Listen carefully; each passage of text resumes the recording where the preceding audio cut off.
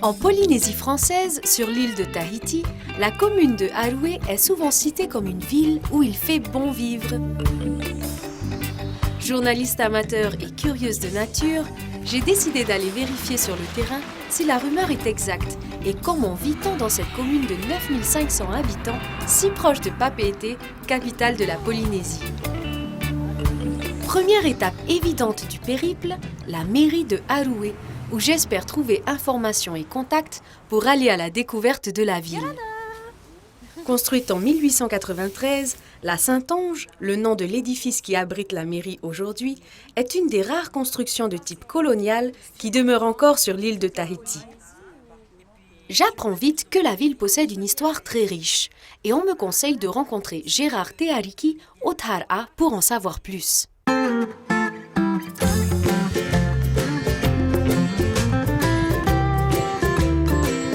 Autrefois, le district de Aroué était le domaine de la famille Pomaré, qui fut au XVIIIe siècle la famille royale de l'île de Tahiti.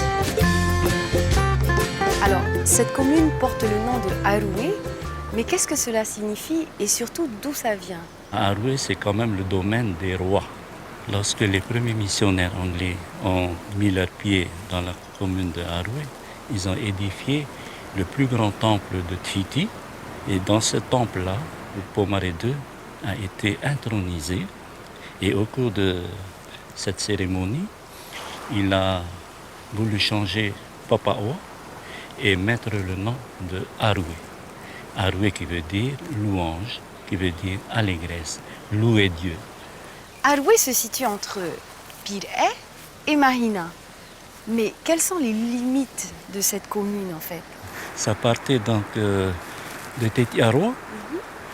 De Tetiaroa, donc on contourne l'îlot pour arriver sur la passe du Taone et qui rejoint la plus haute montagne de Aroué qui s'appelle Temahue.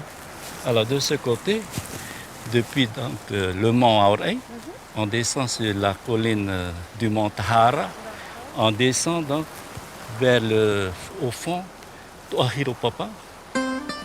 Depuis le Tara, d'où Gérard m'explique les limites de la commune, on aperçoit également la fameuse baie de Matavai, qui fut le port d'entrée au XVIIIe pour les navigateurs et les missionnaires. Si vous êtes curieux et amateur d'histoire et de patrimoine, il est encore possible de découvrir les vestiges du passé extraordinaire de la commune. Celui de son passé royal avec le site qui abritait alors le bain de la reine, ou encore le tombeau du roi. Mais aussi les traces d'une histoire plus contemporaine.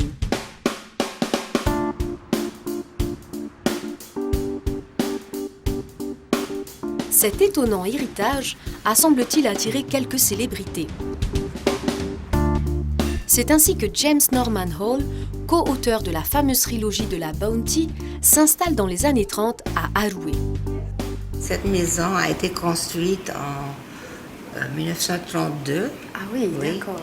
Avec l'argent que papa et Nordhoff ont eu pour les révoltés de la Bounty. Oui, parce qu'il a été co-auteur, oui. C'est ça, du livre. Nordhoff et papa étaient les plus grands collaborateurs de l'Amérique. Ça ne s'est jamais vu. Et ils se sont rencontrés pendant la Première Guerre et ils se sont pris d'amitié et ils voulaient venir dans les îles du Pacifique pour écrire des histoires de voyage et tout ça. Alors ils sont venus ici et ils sont jamais repartis. C'est vrai que ton père est une célébrité ici à Aroué. Et oui. Est-ce qu'il y en a d'autres justement que ton père a pu faire venir ou connaître il y en a beaucoup, mais le plus connu c'est peut-être Marlon Brando qui est venu après la mort de papa filmer les révoltés de la Bounty. Et Christian Fletcher, c'est ça? Voilà. Et tout le monde peut venir visiter la maison de tes parents? Sauf le dimanche et le lundi. La maison de James Norman Hall rappelle aux voyageurs la belle époque de Tahiti. Il est aussi possible de déjeuner sur place, à condition de réserver la veille. Après cette première découverte de la ville historique et patrimoniale, je décidai de rencontrer les gens qui font l'activité économique de la commune.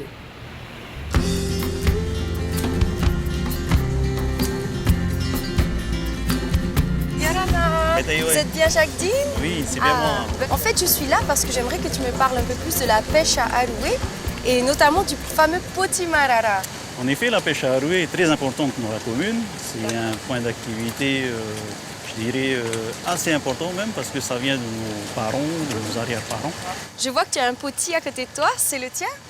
Non, c'est pas le mien. C'est un pêcheur qui me l'a prêté. Donc on peut voir que c'est un bateau qui a été construit en bois. Est-ce qu'on peut aller faire un tour? Bien sûr. Allez, on y va? Avec plaisir.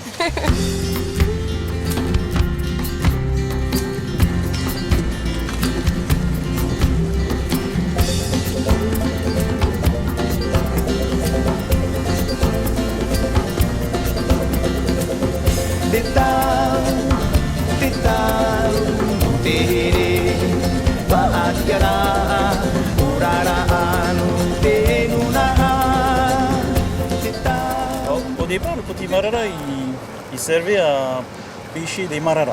C'est pour ça qu'on l'appelle potimarara. D'accord. Les poissons volants. Les poissons volants.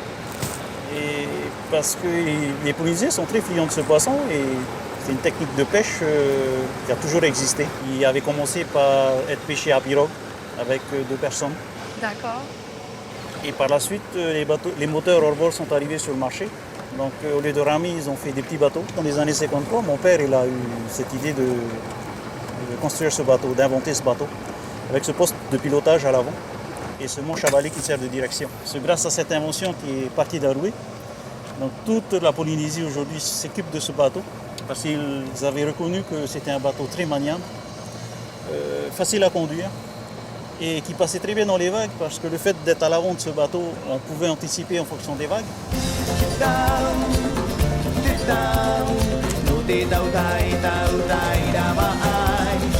Merci Jacques. À bientôt. Au revoir.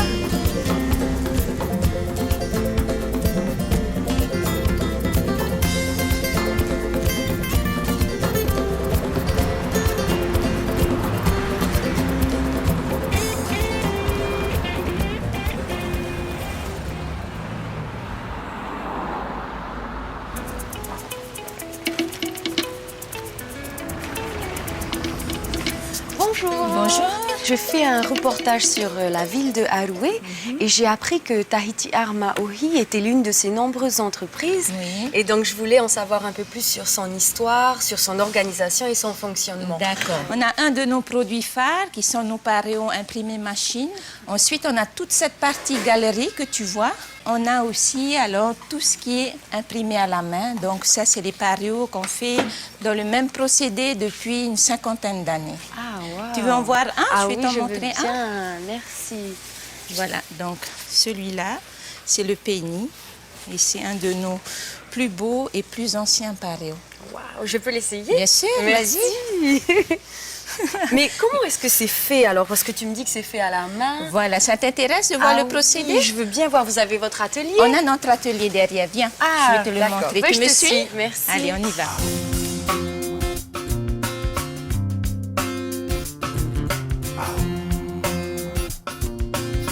Eh bien, justement, je vais te montrer.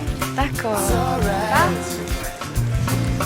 Papa? Oui, ma chérie. Il y a Anaïs qui est là. Ah, bonjour. Bonjour. Oui, oui. J'aimerais en savoir un peu plus sur les étapes de fabrication Oui. d'un paréo fait à la main. Oui. Et donc là, déjà, Oui, ben là, je vois vous plein de avez choses. un exemple vivant. C'est un procédé unique qu'on a mis au point. Et donc, ça nous permet, avec le mélange de couleurs, puisque la couleur est apportée à la main, d'avoir des mélanges de couleurs, un peu comme une palette de peintre, si vous voulez. Chaque plaque est unique, chaque motif qui... Ah oui, bien sûr. Oui, C'est oui, une oui, création oui. de- Oui, tout à fait, tout à fait. Vous savez, on est... C'est un métier d'artiste. C'est le demi-siècle maintenant Oui. d'existence. Ah, d'accord. Ben, on a fait beaucoup de dessins et on a essayé de rester fidèle à une certaine tradition locale.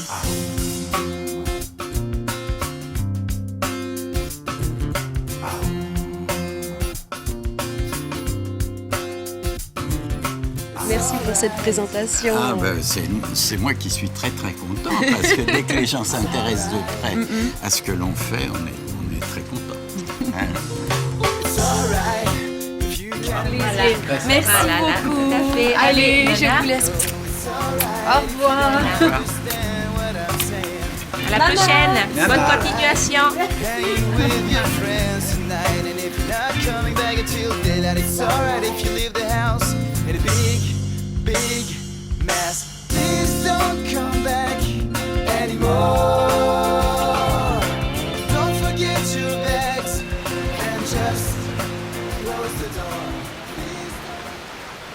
À Aroué, tous les secteurs sont représentés. La pêche, bien sûr, avec sa coopérative, mais aussi l'artisanat que les mamies de la commune exposent fièrement au Radisson ou à l'occasion de fêtes.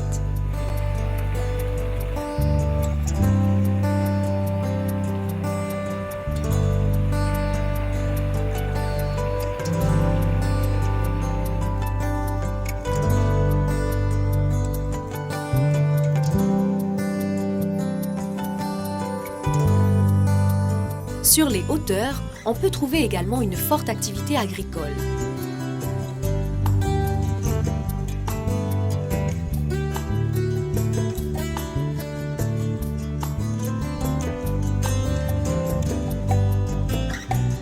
Mais il existe également de nombreuses entreprises du secteur secondaire, et notamment dans l'agroalimentaire. Aroué compte près de 500 petites et moyennes entreprises sur son sol, une preuve de son dynamisme.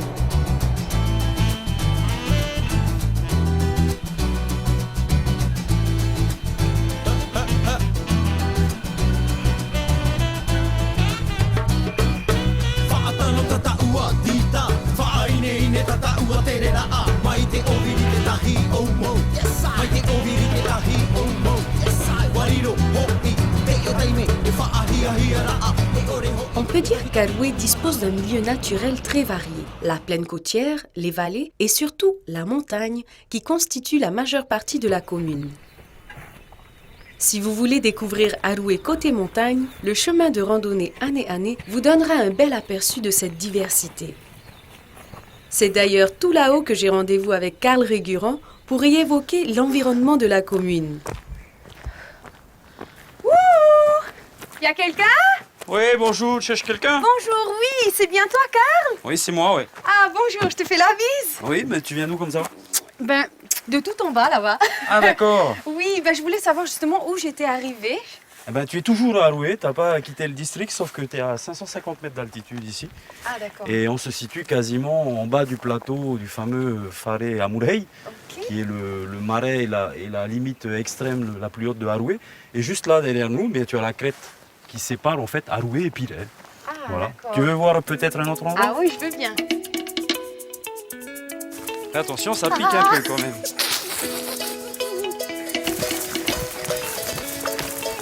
Attends-moi. T'es debout, moi je suis couchée là. Tu sais, avec l'habitude. Hein. Ouais, je vois ça. Donc là, on est un petit peu plus de 550 mètres, hein, tout doucement ça monte. D'accord.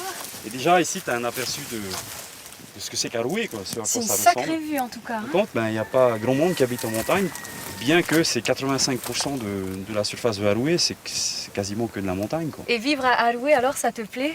Il fait bon vivre. C'est vrai qu'on on a est là, un on est tri- vraiment au milieu de la nature. Exactement. Je crois qu'en plus, le tri sélectif, ça marche bien chez nous, c'est relativement propre.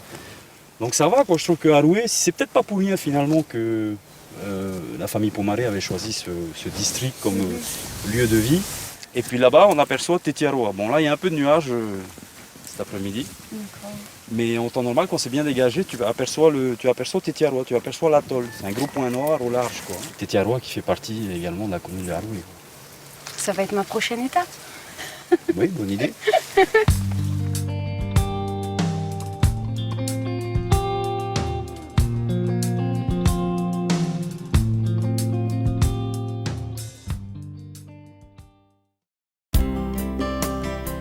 Unique atoll des îles du Vent, Tetiaroa dépend de la commune de Aroué. C'était le lieu de villégiature de la dynastie Pomaré, bien avant de devenir la propriété du célèbre Marlon Brando. Exceptionnel à bien des niveaux, notamment pour sa richesse environnementale, c'est avec Nicolas que je découvre quelques secrets de ce lieu unique. Arrivé sur Tetiaroa. Donc Tetiaroa, c'est le seul atoll des îles du Vent. Il est composé de 12 motus. Donc là, on est sur un des plus petits motus qui s'appelle Aurora. En fait, il n'y a pas de passe à Tetiaroa, ce qui limite les entrées. C'est pour ça que l'écosystème est relativement préservé. Quel est ton rôle sur Tetiaroa? En fait, moi je suis biologiste marin. Je travaille pour une association de protection de l'environnement qui s'appelle Temana ou Temoana. En fait, il y a effectivement pas mal de tortues qui viennent pondre à Tetia. Vous savez que les tortues, c'est des espèces protégées. On a une espèce qui vient pondre sur ces plages, qui est la tortue verte. Et donc l'association Temana, depuis 5 ans, fait le suivi des sites de ponte. On va compter les nids, on va calculer le taux d'émergence, savoir combien il y a de petits qui arrivent à sortir des œufs.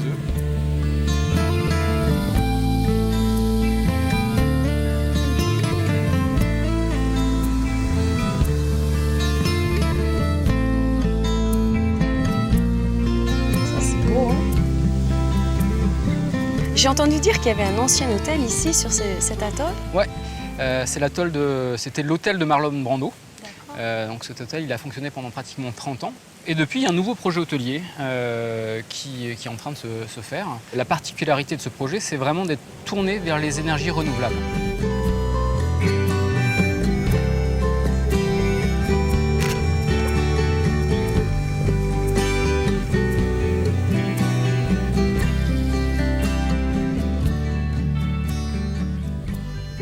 À Aroué, tout le monde a bien conscience de l'intérêt de préserver l'environnement.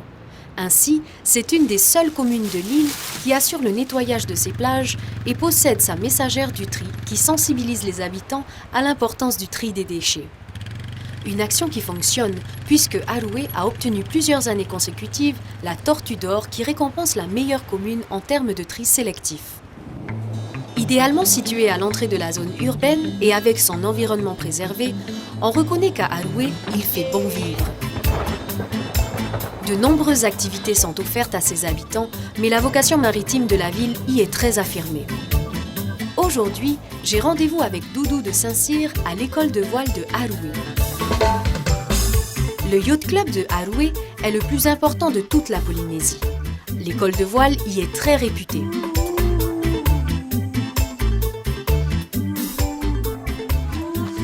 Bonjour Doudou. Bonjour. Ça va? Oui, merci, ça va.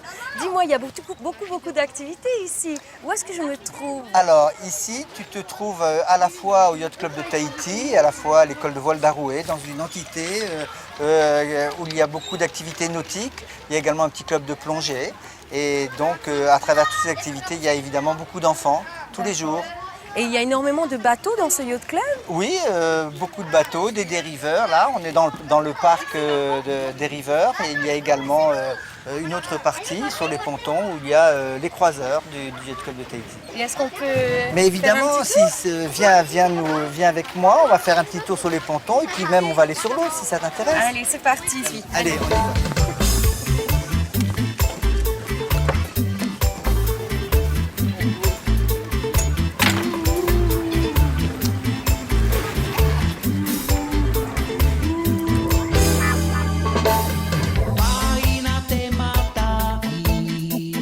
Alors Doudou, on sent que la commune d'Aroué est vraiment tournée vers la mer. Ah oui, c'est formidable. Là, la situation géographique d'Aroué est absolument idéale pour nos activités voile. C'est vrai qu'on reçoit les vents de nord, de nord-est, d'est, donc on n'est jamais en manque de vent. Et quel genre d'activités alors au sein de l'école de voile? Elles sont très diverses et variées puisqu'on a essentiellement des dériveurs et donc on se tourne beaucoup vers les scolaires puisqu'on a plus de 1000 enfants chaque année qui pratiquent la voile dans le cadre scolaire. Et puis on a des activités extrascolaires les mercredis, les samedis, les vacances. C'est-à-dire qu'en clair, l'école de voile est en activité toute l'année. Pendant les grandes vacances scolaires, vous avez la saga, c'est ça? Effectivement, il y a cette opération qu'on mène depuis 17 ans qui s'appelle la saga et qui est l'occasion de se tourner vers tous les enfants de la Polynésie en général et de prendre plus particulièrement les enfants en difficulté. Et pour la circonstance, on prend tout le matériel de l'école de voile d'Aroué que l'on déplace dans une île chaque année.